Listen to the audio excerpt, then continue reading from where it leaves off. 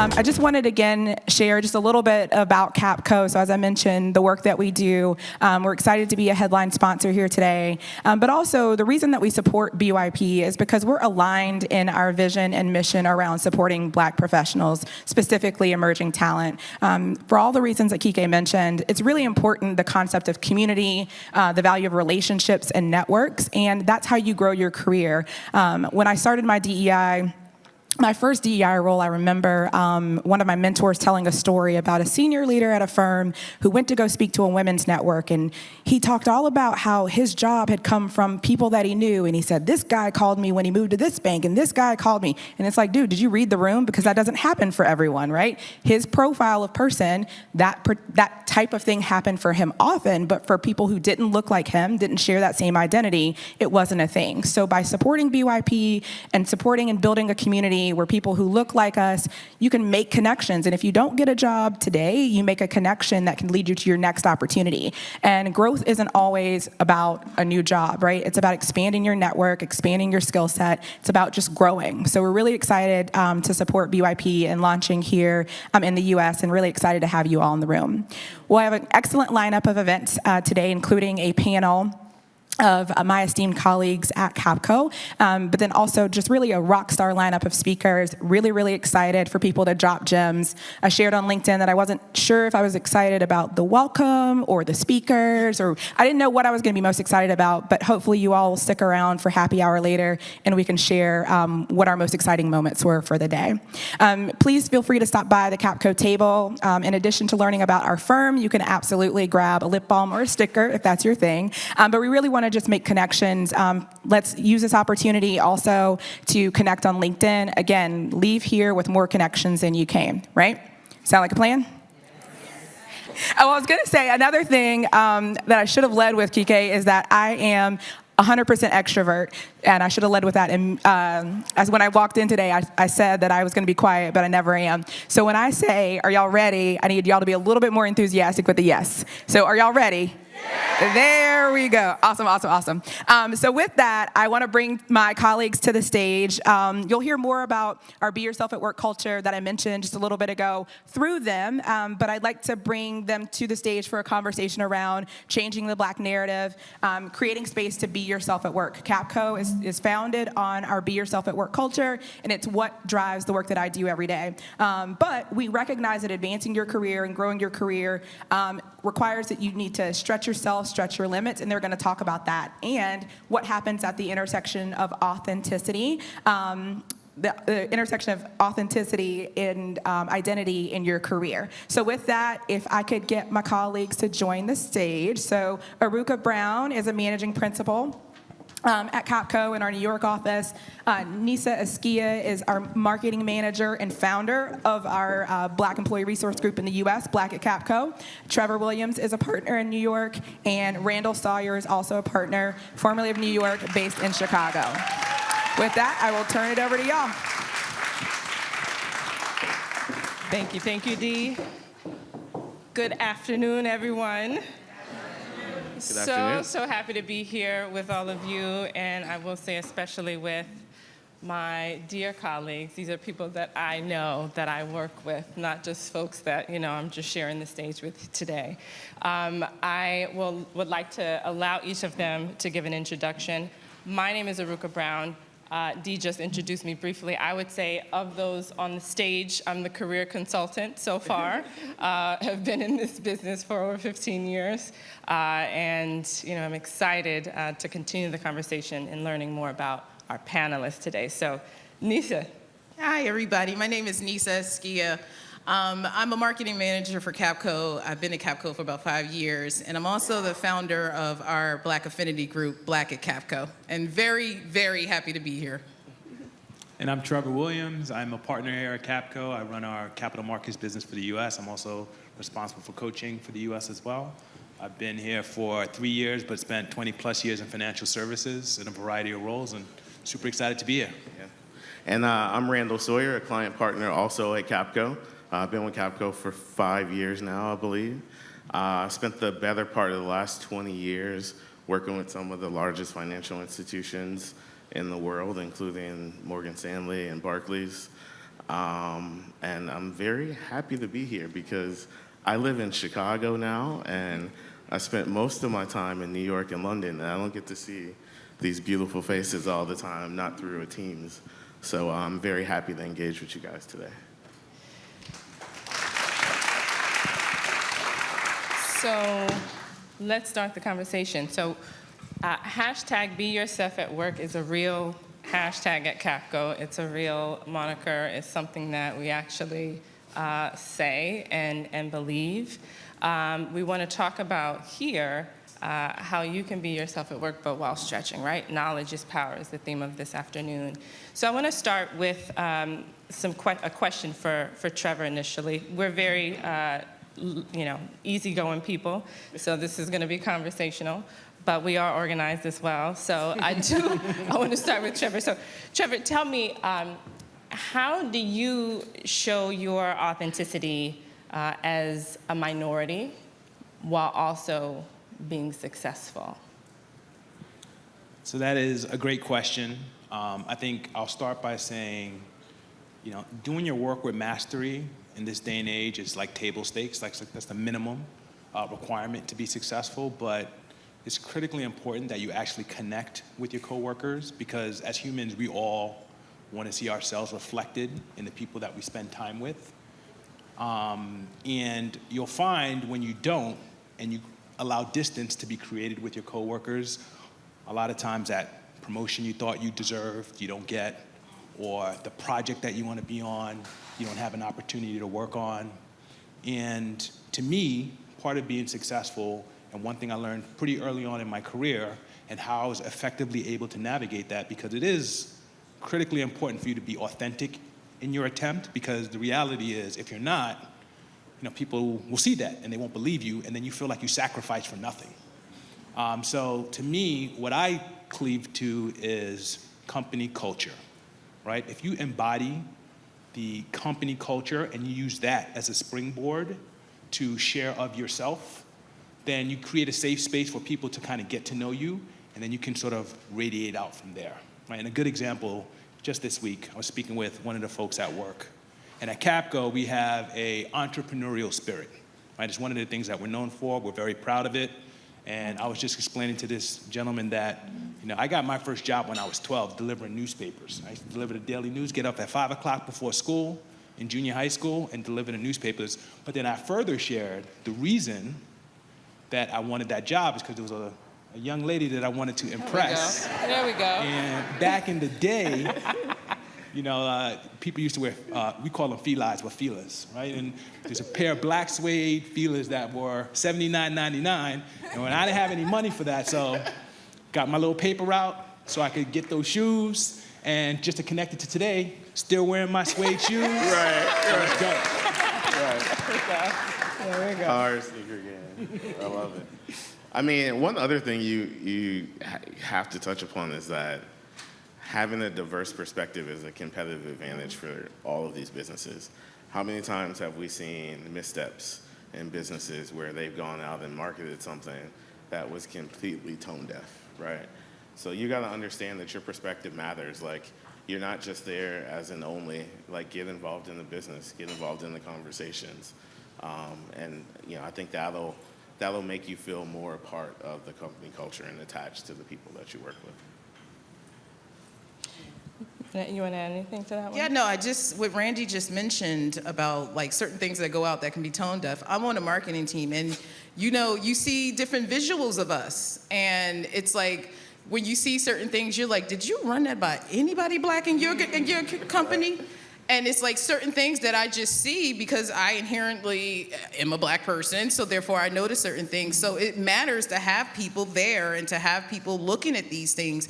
And it sounds so minute, but it's extremely important, because then, you're apologizing and putting out the tweets and doing all of that stuff after the fact, when if there was representation there and people who felt okay to speak up about certain things, you could stop it before it happened, so. I want to expand a little bit on the company culture aspect.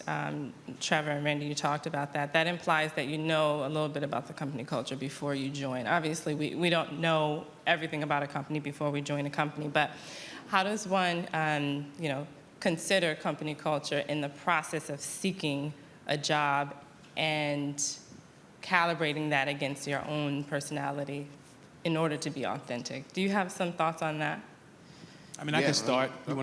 I mean, one of the first ones is if you're even close to the interview process or know someone within the company, that interview is not only them interviewing you, but you interviewing the company. You got to understand and ask them questions about things that matter to you.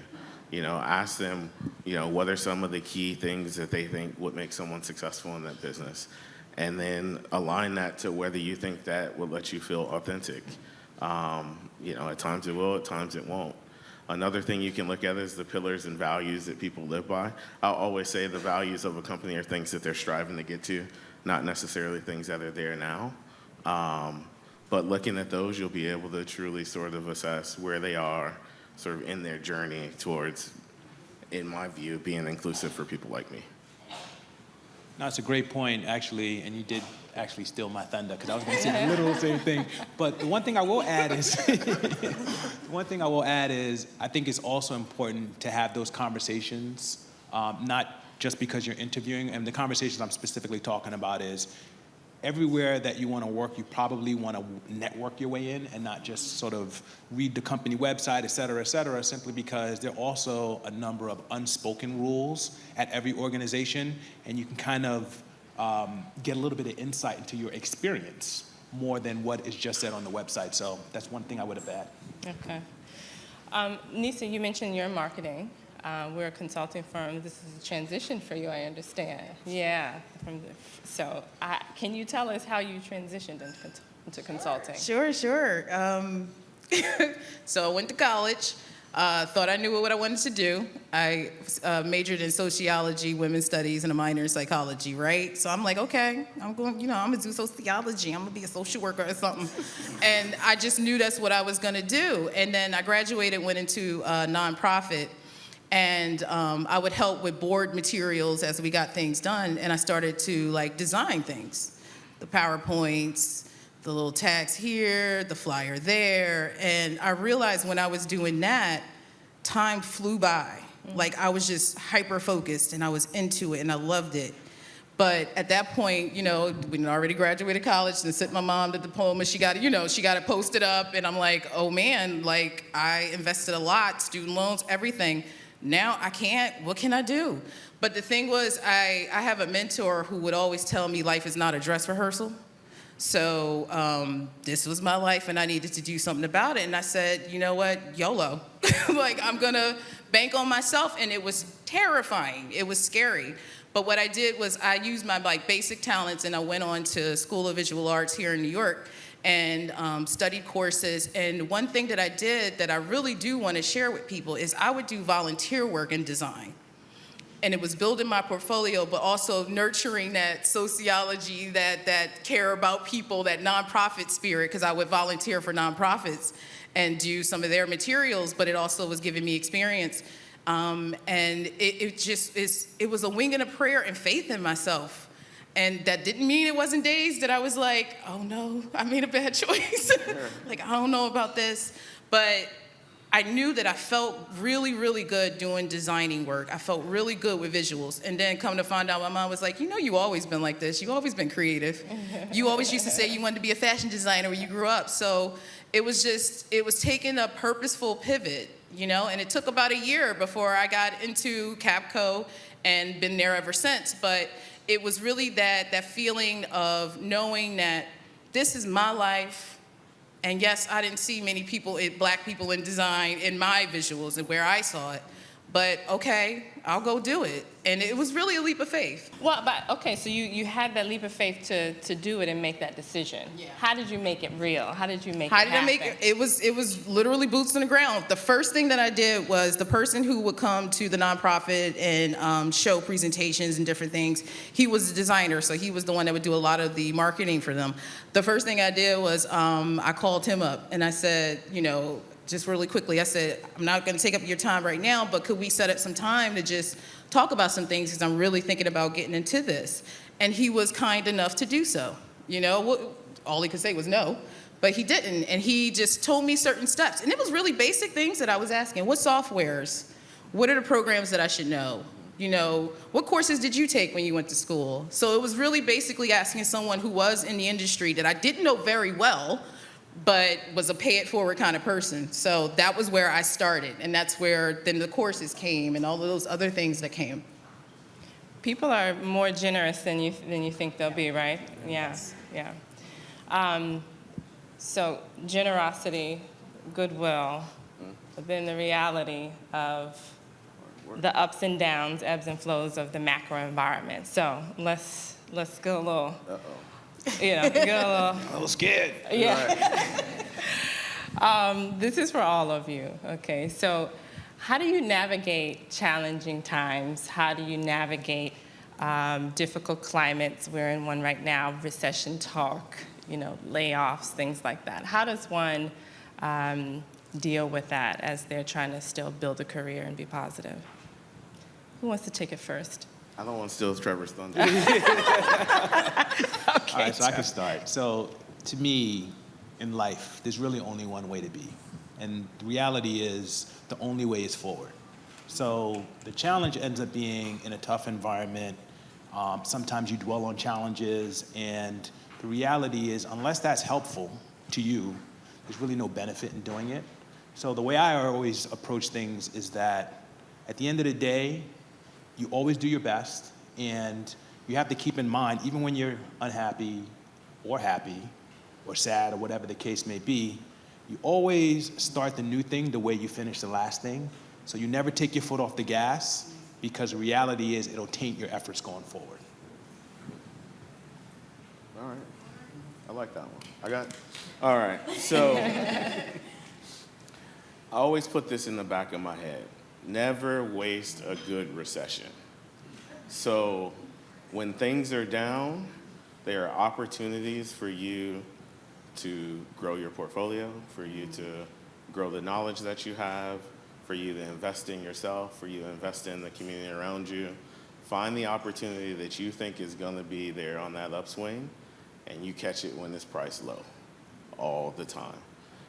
In a recessionary environment, people tend to start to panic, right? A lot of it's driven by fear. And whether it's you looking for a job, you gotta bring it back to the one thing it is that you're trying to do, as opposed to looking at everything on a macro level. You need one job. You can go find one job. You don't need 1 million, right? We may need to add 1 million to the economy. But that one job that you're looking for, you can go out there, you can network, you can hustle, you can make those connections, and you can go find that one job, for you to be able to stay employed. But definitely invest in other things on the side, because that's the way that you're going to build wealth. Nisa, you want to add to that? Yeah, and I'll add to it in a more basic keep my soul alive kind of way. When in 2020, and when everything was okay, everybody leaving the office, we heading home, and we all were like, it'll be a month. I remember one of the first things I did was started taking virtual courses. Now it was all right, whatever this is, when I come out on the other end, I want something to show for it. I bought a guitar and I took virtual courses. And it was different things on diversity, equity, inclusion. I wanted to beef up on that. I didn't take it just because I'm black, I know everything. So I went into taking courses of that. I took some more design courses. It was things so I felt like I was putting one foot in front of the other and I wasn't taking my foot off the gas. And it actually was extremely helpful to me. And I also did things I took a virtual soca dance course. It's we forget about those things that bring us joy that can then transfer into us even caring to pursue our ambitions and things like that. So it's in a very basic way, I did things to keep my spirit alive. And I do that from time to time. Even when things are fine, some days they're not fine. And I'll touch back to those certain things that would make me feel like me. Okay, so let's go a little deeper into a couple of things I just heard y'all say. So you just talked about keeping your spirit alive. Randy talked about fear. In the context of not just recessions, but I would posit consulting in general, what are some thoughts you have on managing your emotions, managing the ebbs and flows and the externalities that you can't control, how do you manage what's going on internally in the face of what's going on externally in consulting, as a consultant? Ooh, I don't want to steal your thunder now, Mine? but I can start it if you want me to. I don't know. I keep thinking of, was it Mike Tyson that said, you never know how you're going to react till you get punched in the face? Oh. Right? So, in any situation in consulting, it's always changing. You could have a client not want to do the things they wanted to do before. They may completely pull projects. Things are always changing. But you got to stay even keeled, right? You have to take a couple moments and say, holy crap, that just happened. But then bring it back and figure out how you're going to pivot from it, right? Like in consulting, we say it a lot, you have to fail fast. So figure out what it is you could do to try to rectify the situation, assess it really quick. If it doesn't work, I call Trevor, we talk about it, and then we come up with another solution, right? So you just got to be, resilient and keep going after it and fail fast. I mean, for me, so you may not be able to tell, but growing up, I had the worst temper, like the absolute worst temper. I would just go off, fly off the handle all the time. And the thing that I learned, which is underscored in what you were saying, is a lot of times something happens and then you react and there's an outcome. But when something happens, you pause, you think about your desired outcome, and you tailor your actions accordingly. It took me literally decades of practice to get to where I am today, but that is of critical importance, and how you govern yourself at work. Governing yourself, that's very interesting. I like the way you put that. What else would you say are important attributes I have another one. and but I'm gonna let qualities in Lisa consulting? talk. Well, go ahead. So the first one I'm going to say is everybody say, I am good enough. That's right. I am good enough. Smart enough. Because you're going to tell yourself all the time, I'm not qualified for this job. I don't know how to do this. I don't know why they asked me to do it. But we got to continue to stretch ourselves. We got to continue to, take the training that we had. You spend a lot of money in school and on training courses and certifications. Those things are there for a reason. So keep stretching yourself. Don't let that imposter in your brain tell you that you're not good enough. Yes, absolutely. I literally have a note over my desk at home that says, be Nisa, because I need a reminder sometimes. I had imposter syndrome, of course I did.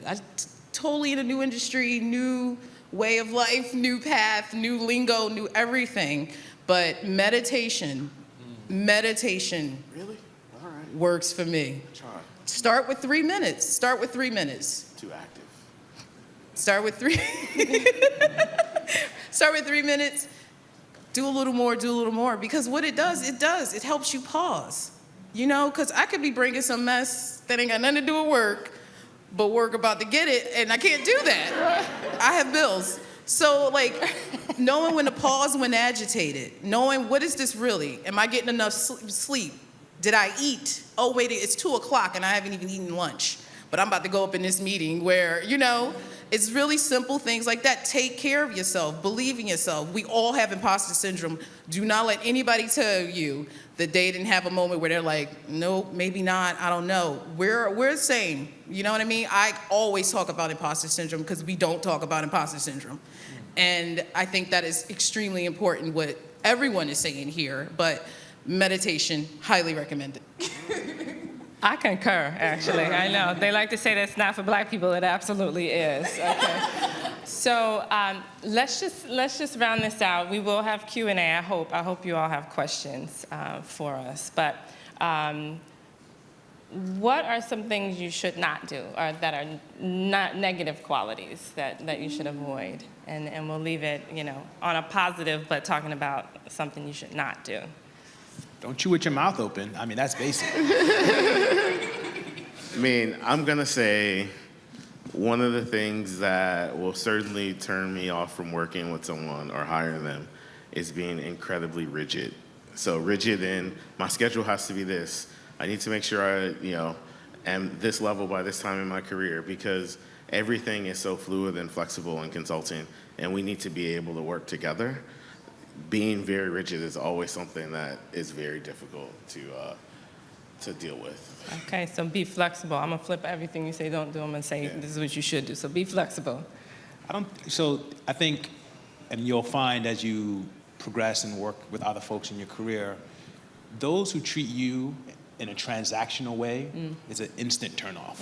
And then you turn around, you start treating them in a transactional way, and then what you end up doing is creating distance between you instead of building when you need to. So that's definitely something you should not do in the office.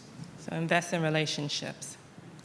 I absolutely say don't ever try to be somebody else. I can't be Trevor. I can't be Randy. I can learn from them. I can take attributes that I like from them. Let me hold that jacket then. Let me get them shoes, though.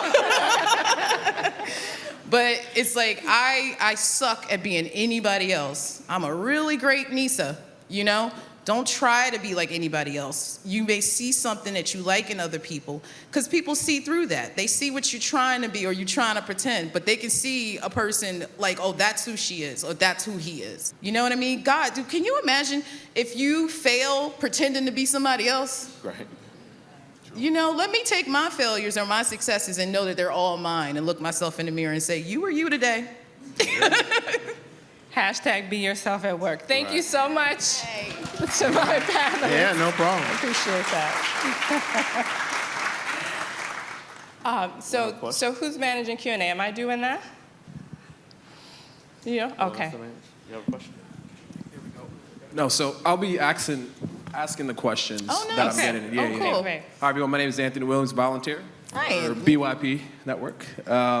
So the first question was, do you think we have different version of ourselves, and what version needs to show up at work?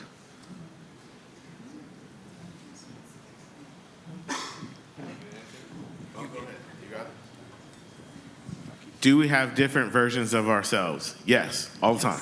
There's church Randy, there's Sunday dinner Randy, there's Randy at work, there's gamer Randy, there's sneakerhead Randy.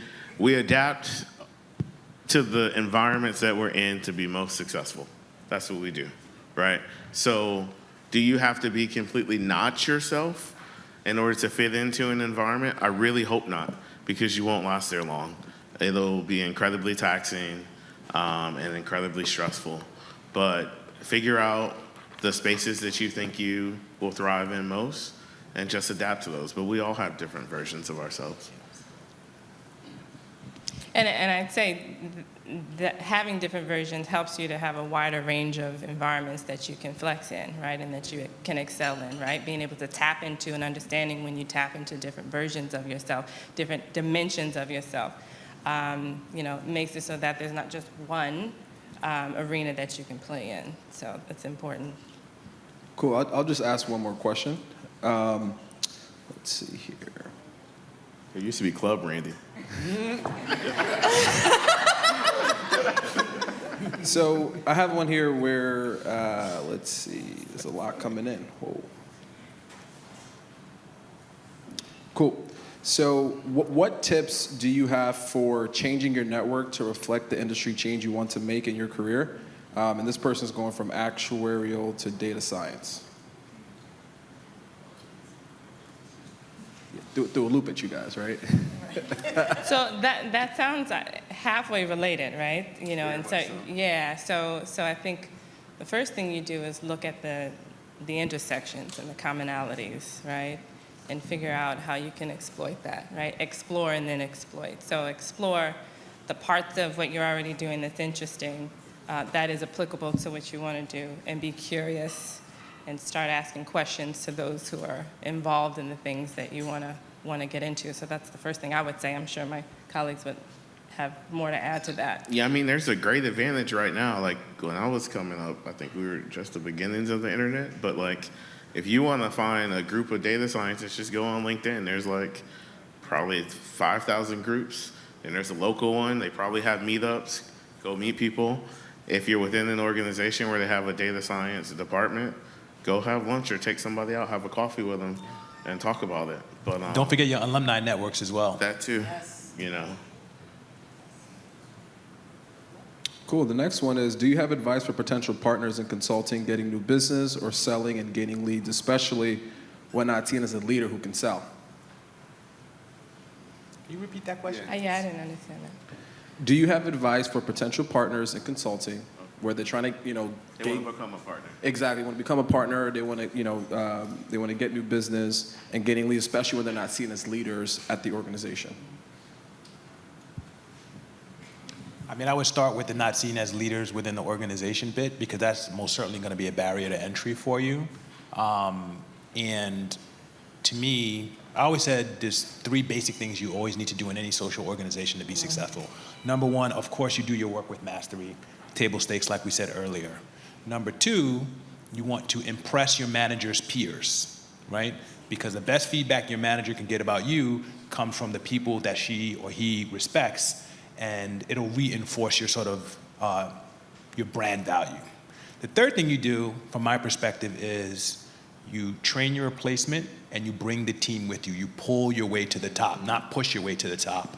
And that will help you demonstrate the leadership qualities so that you're seen as a person who can, in fact, take that next step.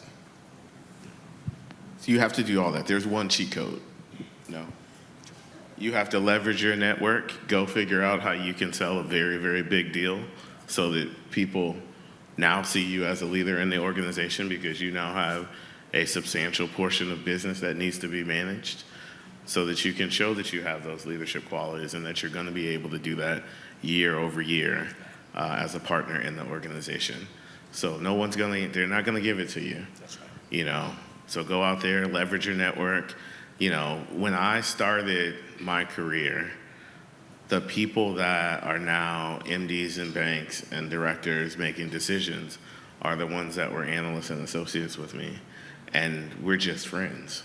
I'll call them and I'll say, hey, what are your problems? What's going on?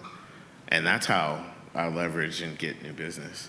It's based on those relationships I've developed over 20 years. So use those to your advantage. Yep. Cool. Next question is, what is more important? Chasing new opportunities or staying at an organization to develop and capitalize on growing there? I'll start with that one. There's a lot that I learned by being at Capco for 5 years now that I could have easily taken where my progression, because I was progressing, and then around like 3 years or so, I could have went somewhere else and maybe got the shoot up salary real quick and all that other stuff. But it was the things that sort of aren't listed on the website, or the things that nobody lists in the job description, that I learned in the relationships that I built. Like, if I would have left too soon, I wouldn't have met Trevor. When Randy started, he was executive director. Now Randy's a partner. Randy has seen me since I came into Capco and watched me, and I've proven and impressed his peers, as he said.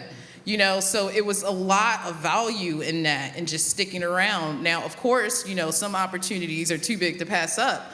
But if, you sort of do your weight of, okay, what do I get here? All right, what can I get that could be more valuable staying here, And it has been really valuable for me to build, as opposed to just going to the next thing, And it's not a fear of leaving sure for unsure. No, it's a real analysis. Like, you really think about it. Okay, I would be better off progressing here because I have this, and I'm liking where this is going. You know what I'm saying? And it's not like I feel dead end or that I'm hitting the ceiling. I'm liking where this is going. I seem to be progressing year by year by year. Let me see where this is going. So I think there is value in sticking around. Cool. So when you're not performing the way you want to be performing, how do you still show up and be motivated and get back to it? I mean, to me, it's kind of like what I was saying before. The reality is, well, I guess maybe there's a few things. First thing, I would probably try to diagnose the performance-related challenges. Is it something that I'm doing? Is it something about the organization? Is it the environment? Whatever the case may be. And while I'm attempting and making sure that I'm focused on what I need to do to be successful, I also try to take some actionable steps to maybe fix those exogenous factors that I actually can't control. But at the same time, I think there's there's an emotional component associated with that as well. So that, I remember my grandmother used to tell me, happiness is a decision you make every day, right? Mm-hmm. And the reality is, if you haven't also addressed that part, all of your future efforts will be tainted so all of your remediation steps will be tainted. So to me, it is a component of understanding your emotional state And I know they say your 20s are your selfish years, so that this is the best time for you to kind of focus on that, understand the environment, and then make sure you're using those things to, sort of triangulate on your own self-governance. I want to riff on that a little bit too. So I think it comes back to what you talked about is, having mastery. But I think there is a component of the dimensions of oneself, right, that we talked about earlier, and mastery of those dimensions. And they will shine, different dimensions will shine greater at certain times than others, right? And so I think in terms of evaluating yourself and why one may not be shining in one dimension, maybe you've been excelling in another dimension of yourself. So I think it is important to always look at yourself holistically, and in that evaluation, when you're ready to start shining again in your professional dimension, just celebrate what you have been doing well in other aspects of your life. Don't be down on yourself about it. It's all about whole growth and not just being one-dimensional. Yeah, I got one other point on that. As I went through my career, I had to learn how to become my own hype man, like to hype myself back up when I'm down and things like that. But in those times when I, originally wasn't my own hype man, look, I go to my mom, and my mom knows nothing about finance. But she would say, it's gonna be okay. You got through all this before, you'll figure it out. And that's all I needed in that to sort of keep going. But now, I pop on the 2 Chainz Rick Ross playlist, get my motivation back, and then go into strategy mode like Trevor talked about. And that gets you back on track. But figure out what it is you need to do to hype yourself back up, and then get to work. Get to work. I like I that. would add one more thing, and this is actually equally important. Just remember that careers last a long time. Yes.